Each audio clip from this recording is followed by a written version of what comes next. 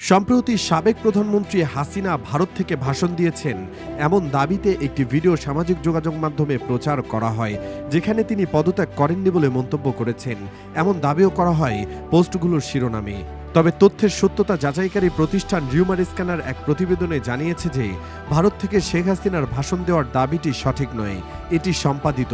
Rumour scanner টিমের অনুসন্ধানে দেখা যায়, জুলাই আন্দোলন চলাকালীন গণমাধ্যমে শেখ হাসিনার বক্তব্য প্রদানের একটি ভিডিওর সঙ্গে ভারতের পুরনো ও ভিন্ন ভিন্ন ঘটনার দুটি ভিডিওর ক্লিপ যুক্ত করে আলোচিত দাবিতে প্রচার করা হয়।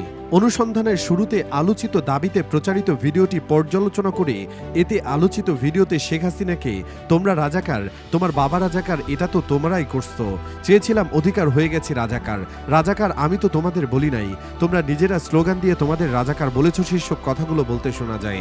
এছাড়া ভারতের প্রধানমন্ত্রী নরেন্দ্র মোদীর একটি ফুটেজের পাশাপাশি দর্শকদের আরেকটি ফুটেজে দেখতে পাওয়া যায়।